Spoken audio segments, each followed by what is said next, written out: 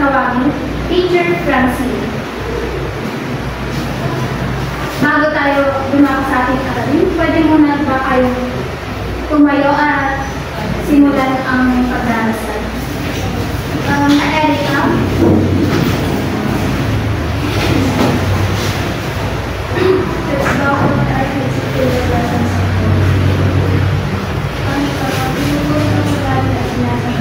Salamat po sa kalagayan at pag-iisip na pinigay nito sa amin. Ang mag-aral ko natin po sa amin sa sabang pag-aaral ngayon. Gawain mo rin po ang ating tulong mo sa amin. At naway magamit na natin ito sa mga araw-araw na pamumuhay at mag-aral ko namin sa pag-ibig sa iyo. Kaya sa mga ang ibig sa pangalan ng Jesus na ito na namin gawin sa amin. Pwede na kayo. Bago tayo dumako sa ating aralin, gusto ko lang tanungin kung ano yung nakaraang leksyon natin. Yvonne? Tungkol po sa pangalan. Tama. Ang pangalan ay ito yung tumutukoy sa ngalan ng tao, lugar, hayop, pangyayari, at bagay. Anyone kung sino makapagbibigay ng pangalan na yung sa tao? Marjorie?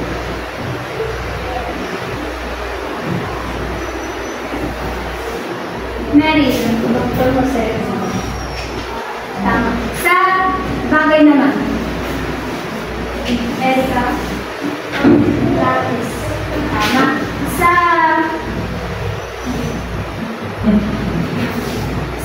lugar. Ryan. Ano? Tama. Sa pangyayari. Mary. Christmas.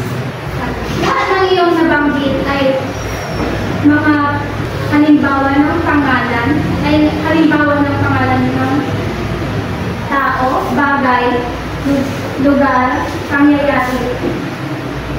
Bago tayo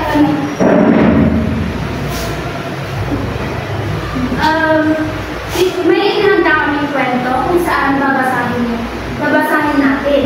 Pag tayo nagbabasa, anong gagawin natin? Umupo ng maayos. Umarap sa teacher or sa guro at bumasa. Ang langgam at ang ibablo.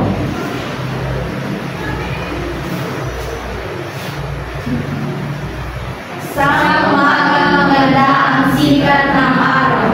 May isang ibablong na masayang naglalaro. Matalon-talon siya sa damuhan. Di nagtagal, dumaan ang isang langgam na karga-karga ang butil ng bigas.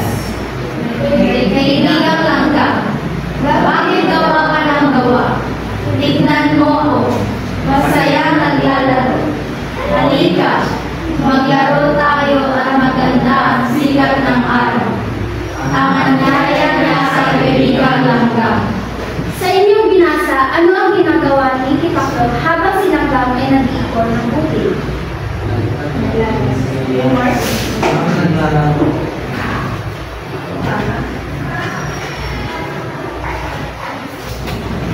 Sa susunod na babasahin, Salamat, mahal kong kaibigan. Ngunit marami pa akong maabuting pagkain. Kailangan ko itong gawin upang kapag dumating ang nagulan ay may sapat akong kakainin. Sa gayon, hindi ako gugutumin. ano ang ginagawa ni langgam? Siya ay nag-iibang nagpapakain.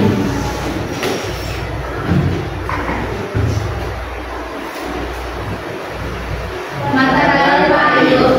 Tingnan mo't napakaganda ng sikat ng araw. Kaya sarap-sarap sumayaw. Magdali ka na. Magpilit ng ipaklo. Iyon na lahat.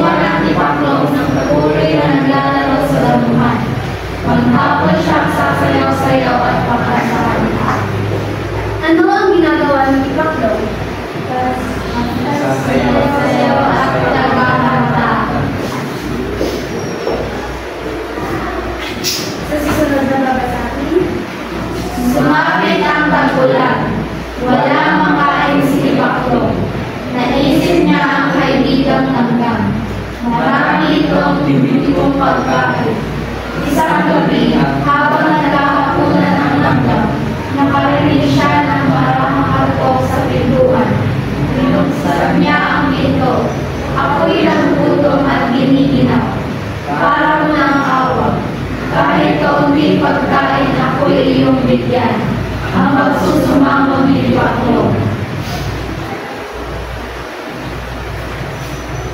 Naawa ang langgam sa kaibigan. Pinatuloy na ito. Umangas si Pablo sa dami ng pagkain ay gabi ni langgam. Salamat, kaibigan.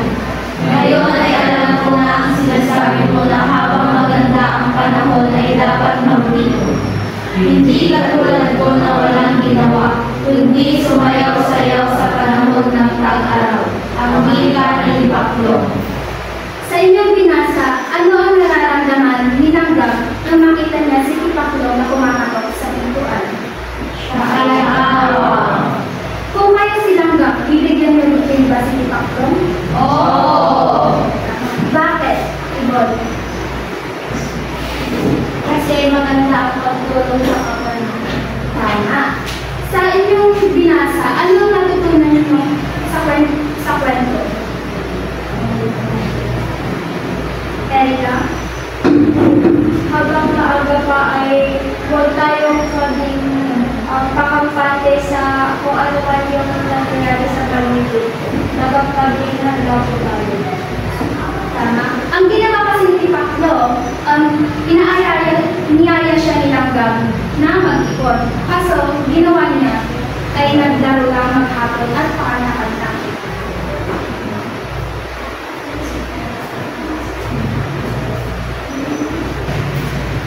Ngayon naman, ating pag-usapan ang mga naglalarawan sa tao, bagay, hayop o lugar sa ating kwentong binasa. Pakibasa ng mga bata ang mga pag-uusap na ito. Si Langgam ay masipag at maganda. Si Pablo ay masayang naglalaro. Maganda ang sikat ng araw kaya naglilibog ng butil ng bigas si Langgam. Naggutom at iniginaw si Pablo. Si Langgam ay naawa. So, sa mga salitang ating binasa, ano ang iyong napapansin? Erika? Ito ay may mga salita na naglalarawan. Tama! Ang mga salitang naglalarawan ay tinatawag nating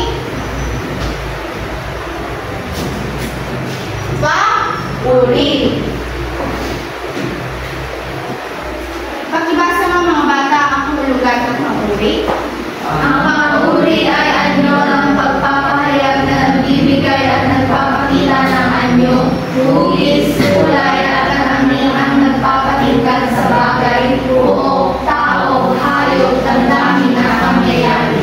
So, ang pang-uri, ito ay mga salita na naglalarawan sa mga tao, hayop, bagay, lugar o pangyayari. Ating balikan ang ating mga binasang pangungusap patungkol sa kwento ni Langgam at ni Pablo. Sa unang pangungusap, alin doon ang naglalarawan kay Langgam? Marjol? Masipag at maganda. Tama. At sa pangalawa na mga pangungusap, Raymart? Masaya. Masaya. Tama, masaya. At sa pangatlo naman, Nika? Maganda. Tama. At sa pangapat, Nagugulong at inig. tama. At sa panglima, Naawa. tama.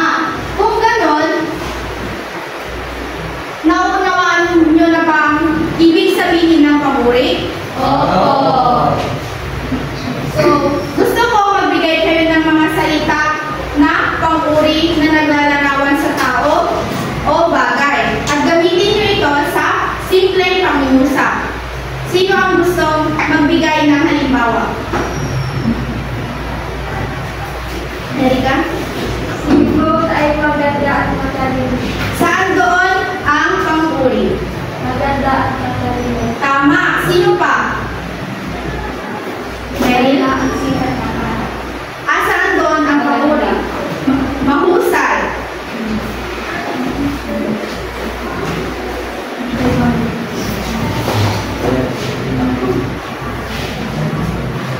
Ngayon, tignan natin kung talagang nanawan yung ating leksyon. Tayo ay gagawa ng pagsasanay.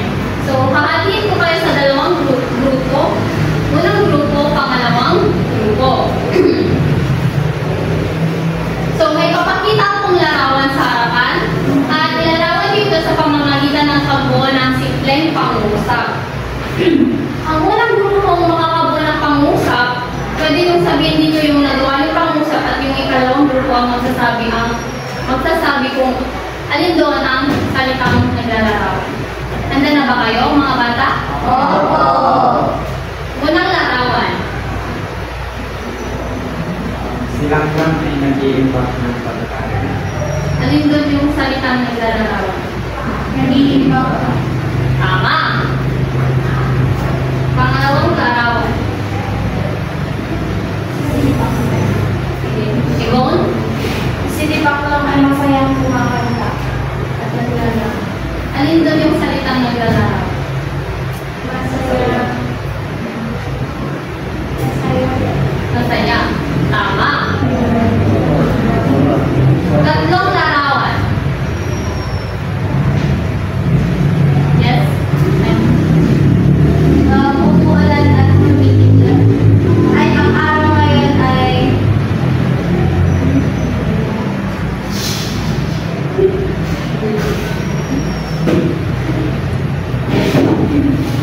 Erika? masama ang panahon na kung saan ay humitiglan at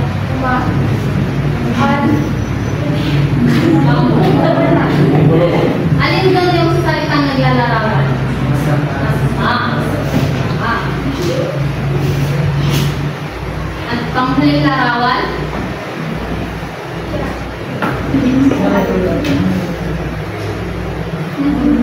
Maganda ang sikat ng araw.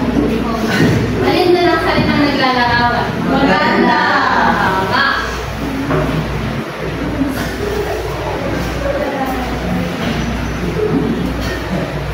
Mga bata, ano ulit ang panguli? Erika? Ito ay naglalarawan sa tao, bagay, hayop, lugar o pangyayari. Tama. So ngayon, may hinanda kami gawain dito. Pakibasa mga katuko. Kita ng mga salitang panguri sa bawat pangungusap. So, sino gustong sumagot sa unang larawan? Yes, Marvin. Ano dito?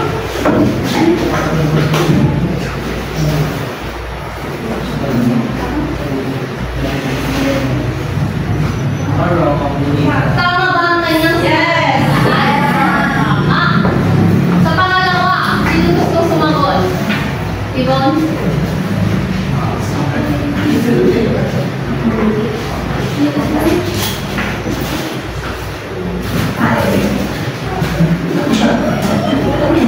Tama ba ang kanyang sinalutumian? Yes!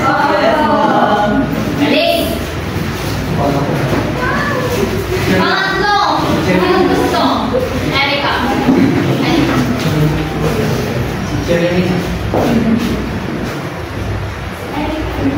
Tama ba ang kanyang sinalutumian? Pang-apat. Hey, Mark.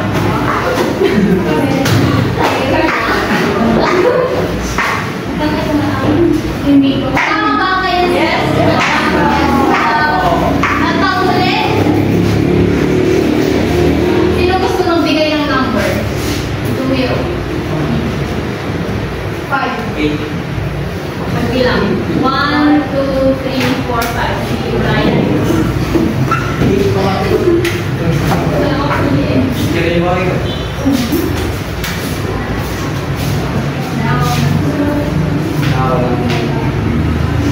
Tama ba ang kanyang sinalungkupitan? Oo. Madali. At ito naman ang iyong takdang aralin. So, panuto, iguhit ang puso kung ang nasalungkupitan ay tumutukoy sa paglalarawan at tagsulok naman kung hindi. Pakisulat na lang sa inyong mga kwaderno.